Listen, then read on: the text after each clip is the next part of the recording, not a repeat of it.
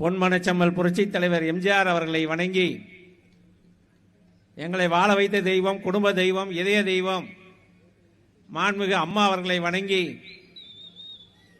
அனைத்து இந்திய அண்ணா திராவிட முன்னேற்ற கழகம் என்ற ஒரு பெரிய இயக்கத்திற்கு சாதாரண கிளைக்கழக செயலாளராக இருந்து ஒன்றிய பொறுப்பாளர், மாவட்ட பொறுப்பாளர், மாநில பொறுப்பாளர், அமைச்சர் என்று தன்னுடைய உழைப்பாலும் விசுவாசத்தின் காரணமாக இந்த இயக்கத்திற்கு கழக பொதுச் செயலாளராக ஒரு சாமானியரும் இந்த நாட்டை சிறப்பாக வழிநடத்த முடியும் என்பதற்கு எடுத்துக்காட்டாக ஒரு கிராமத்திலிருந்து வந்து இன்றைய தினம் தமிழகத்திலே ஒரு சிறந்த முதலமைச்சர் என்று பெயர் அடிக்கின்ற அளவுக்கு நிர்வாக திறமை பெற்ற சட்டமன்ற எதிர்க்கட்சி தலைவர், வருங்கால முதலமைச்சர் அண்ணன் எடப்பாடியாருடைய நல்ல ஆசியுடன் இங்கே நடைபெற்றுக் கொண்டு இருக்கின்ற பாரதிய ஜனதா கட்சியினுடைய மாநில தலைவர், மரியாதைக்குரிய அண்ணன் நயினார் நாகேந்திரன் அவர்கள் மாநிலம் முழுவதும் தமிழகத்தை நிமிர வைப்பதற்கு தமிழனுடைய சுற்றுப்பயணம் என்ற பெயரில்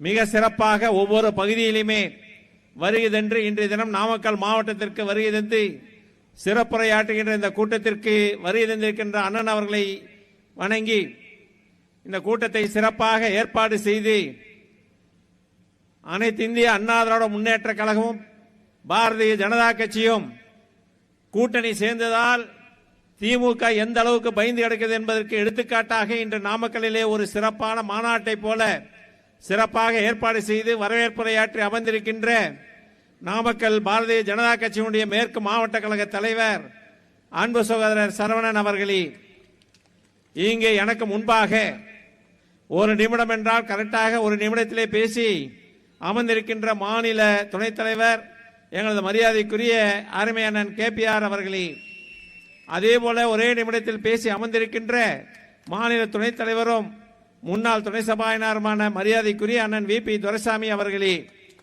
இங்கே எங்களோடு வருகை தந்து சிறப்பித்துக் கொண்டு இருக்கின்ற மாநில மகளிரணி இணை செயலாளர் முன்னாள் அமைச்சர் மரியாதைக்குரிய டாக்டர் சரோஜா அவர்களே, இங்கே வருகை தந்து சிறப்பித்துக் கொண்டு இருக்கின்ற பரமத்தி வேலூர் சட்டமன்ற உறுப்பினர் அன்பு சகோதரர் சேகர் அவர்களே, நாமக்கல் நகர கழக செயலாளரும் முன்னாள் சட்டமன்ற உறுப்பினருமான அன்பு சகோதரர் KPP பாஸ்கர் அவர்களே, மரியாதைக்குரிய அண்ணன் முருகானந்தம் உள்ளிட்ட கிழக்கு மாவட்டத்தினுடைய தலைவர் அன்பு சகோதரர் ராஜேஷ் உள்ளிட்ட அதே போல தமிழ் மாநில காங்கிரசினுடைய தலைவர் அண்ணன் இளங்கோ அவர்களுக்கும், ஐஜேக்கினுடைய தலைவர் மரியாதைக்குரிய அண்ணன் முத்துராஜா அவர்களுக்கும் மற்றும் இங்கே வருகை தந்து சிறப்பித்துக் கொண்டு இருக்கின்ற பாரதிய ஜனதா கட்சியினுடைய அனைத்து பொறுப்பாளர்களுக்கும், அனைத்து இந்திய அண்ணா திராவிட முன்னேற்ற கழகத்திலிருந்து வருகை தந்திருக்கின்ற ஒன்றிய நகர பேரூர் கழக செயலாளர்களுக்கும், திரளாக வருகை தந்திருக்கின்ற பொதுமக்கள் அத்தனை பேருக்கும், பத்திரிகை நண்பர்களுக்கும் முதற்கண் வணக்கத்தை தெரிவித்துக் கொள்கின்றேன்.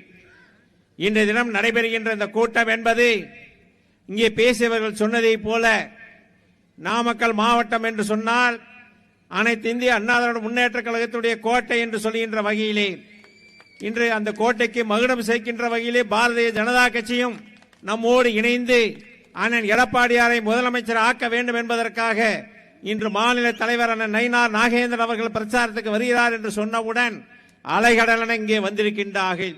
இதுதான் 2026ஆம் ஆண்டு நடைபெறுகின்ற தேர்தலுக்கு நாமக்கல் மாவட்டத்தில் 6 தொகுதியுமே நமது கூட்டணியும் அனைத்து இந்திய அண்ணா திராவிட முன்னேற்ற கழகம் வெற்றி பெறும் என்பதற்கு எடுத்துக்காட்டாக நடைபெறுகின்ற இந்த கூட்டம். இங்கே மரியாதைக்குரிய அண்ணன் VP துரைசாமி அவர்கள் அண்ணன் பேசினார்கள். அதில் நான் ஒரு 2 நிமிடம் கூடுதலாக நான் பேச நினைக்கின்றேன். ஏனென்று சொன்னால் இன்று மக்களை திசை திருப்பிக் கொண்டு இருக்கின்ற திமுக அரசு சிறப்பு தீவிர வாக்காளர் திருத்த முகாம் என்பது ஒவ்வொரு வாக்காளர் ஒவ்வொரு பூத்திலையும் பார்ப்பீர்கள் என்று சொன்னால் இறந்த வாக்காளர்களே 30 40 வரை இருக்கின்றார்கள். அதே போல அடையாளம் தெரியாத வாக்காளர்கள் 20-30 வாக்காளர்கள் இருக்கின்றார்கள். இதை முழுமையாக நாமல் எல்லாம் எடுத்து மாவட்ட ஆட்சியர் மற்றும் தேர்தல் அதிகாரிகளே கொடுக்கின்ற போது ஒரு தேர்தல் கூட நீக்கப்படவில்லை. இப்பொழுது தேர்தல் கமிஷன் பீகாரிலே இது போன்று எடுக்கின்ற போது உடனே சொன்னார்கள் வாக்கு திரட்டு நடைபெறுகிறது என்று சொன்னார்கள். உச்ச நீதிமன்றத்திற்கு சென்றார்கள். நீதிமன்றம் சொன்னது அதில் ஏதாவது தவறு இருந்தால் நீங்கள் நீதிமன்றத்திற்கு வாருங்கள் என்று சொன்னார்கள்.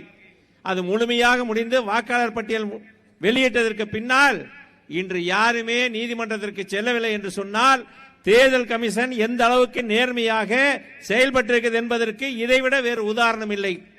ஆக இதை பார்த்து அவர்கள் பயப்படுகிறார்கள் என்று சொன்னால், இதுகாரும் வாக்காளர் பட்டியலில் இடம்பெற்று இருந்த வாக்காளர்களையும் வெளியூர் சென்ற வாக்காளர்களையும் திருட்டு வாக்காக திமுக போட்டுக் கொண்டிருந்த காரணத்தினால் திருட்டிலே ஜெயித்துவிட்டு பாரதிய ஜனதா கட்சியை பார்த்து திருட்டு வாக்கு என்று சொல்கிறார் என்று சொன்னால், அவர்கள் செய்ததை இங்கே சுட்டிக்காட்டிக் கொண்டிருக்கின்றார்கள்.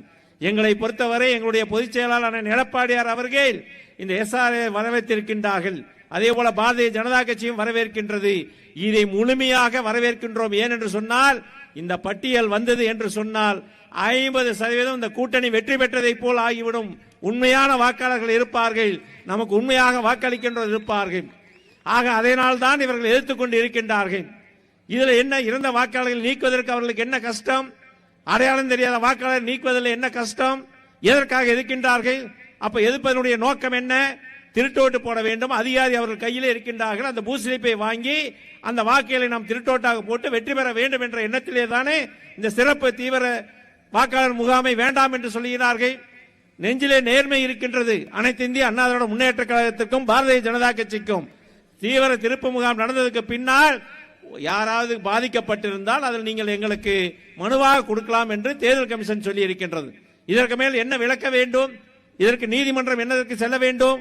நீதிமன்றம் சென்றால் மட்டும் சட்டத்திற்கு புறம்பாக கொடுத்து விடுவார்களா? ஏற்கனவே பீகாரில் நடந்திருக்கிறது, அது உங்களுக்கு தெரியவில்லையா? மக்களை திசை திருப்பதற்காக இன்று நாட்டிலே நடக்கின்ற சட்ட ஒழுங்கு பிரச்சனை, தினந்தோறும் இந்த ஆட்சிக்கு ஏதாவது ஒரு பிரச்சனை நடைபெற்றுக் கொண்டு இருக்கின்றது. அதை திசை திருப்ப வேண்டும் என்பதற்காக இது போன்று எதே ஒன்று செய்து கொண்டிருக்கின்றார்கள். இந்த நாட்டில் என்ன நடந்து கொண்டிருக்கின்றது? எதை தொட்டாலும் இந்த நாமக்கல் மாவட்டத்தையே நாம் எடுத்துக்கொள்வோம். பாரதிய ஜனதா கட்சி மேலே இருக்கின்றது. பாரத பிரதமர் மோடி அவர்கள் பாரத பிரதமராக இருக்கின்றார்கள். அண்ணன் எடப்பாடியார் அவர்கள் தமிழகத்தினுடைய முதலமைச்சராக இருந்தார்கள். மத்திய அரசோடு இணைந்து செயல்பட்ட காரணத்தினால்தான் இன்று நாமக்கல்லிலே மெடிக்கல் கல்லூரி, மருத்துவக் கல்லூரி வந்திருக்கிறது என்று சொன்னால் அது மத்திய அரசினுடைய உதவினால். அதை வாங்க அவர்களுக்கு கையிலாகவில்லை. எங்களுக்கு மத்திய அரசு தரவில்லை என்று சொல்லுகின்றார்கள். நான் கூட சட்டமன்றத்தில், கடந்த சட்டமன்றத்திலே பேசினேன். நீங்கள் கொள்கை என்பது வேறையாக இருக்கலாம், ஆனால் தமிழ்நாட்டு மக்களுடைய நலன் என்பது உங்கள் மனதில் இருந்திருந்தால் மத்திய அரசிடம் கேட்டு நிதியை பெற்று தமிழகத்துக்கு தேவையான திட்டங்களை கொண்டு வந்திருக்க வேண்டும் என்று சொன்னோம். ஆனால் அவர்கள் பாரதிய ஜனதா கட்சியை திட்ட வேண்டும். அதிமுகவும் பாரதிய ஜனதா கட்சியும் சேர்ந்து விட்டார்கள். நம்முடைய வெற்றி கேள்விக்குறியாகிவிடும்.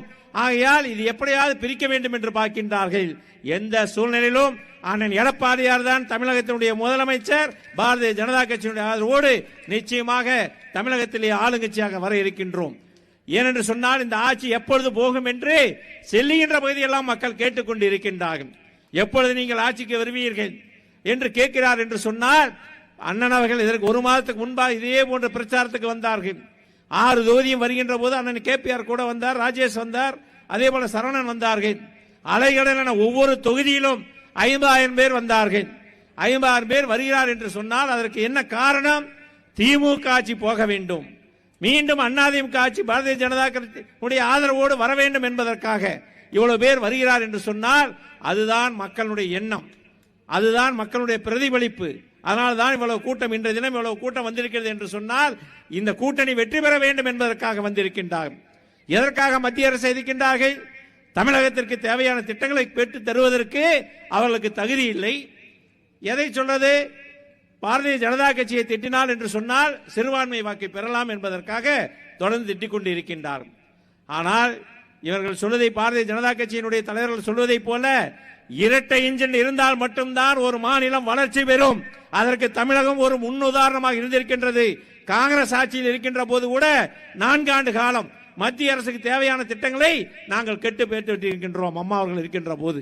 அதே போல இப்பொழுது அண்ணன் எடப்பாடியார் இருக்கின்ற போதும் 4 ஆண்டு காலம் மத்திய அரசிற்கு தேவையான திட்டங்களை நாங்கள் கெட்டு பெற்றிருக்கின்றோம்.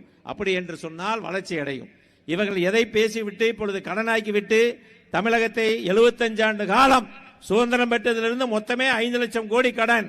ஆனால் இந்த 5 ஆண்டு காலத்திலே 5 லட்சம் கோடி கடனை பெற்று இந்த நாமக்கலுக்கு ஏதாவது ஒரு திட்டங்களை கொண்டு வந்திருக்கின்றார்களா? சொல்லுங்கள். நாங்கள் எத்தனை சட்டக்கல்லூரி, மருத்துவக் கல்லூரி, சட்டக்கல்லூரி, தார் சாலை, பாலங்கள் என்று இத்தனை திட்டங்களை நாங்கள் கொண்டு வந்திருக்கின்றோம். ஆனால் இந்த ஆட்சியில் எதை செய்திருக்கின்றார்கள்?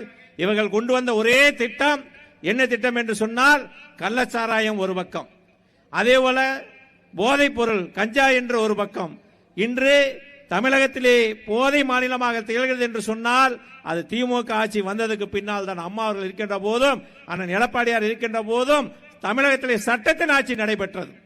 ஆனால் இன்று திமுகவினுடைய கையிலே சட்டம் இருக்கின்ற காரணத்தினால் தினந்தோறும் கொலை கொள்ளை என்று நடைபெற்றிருக்கின்ற. நேற்றைய தினம் பார்த்திருப்பீர்கள், கோயம்புத்தூரில் என்ன நடந்திருக்கின்றது?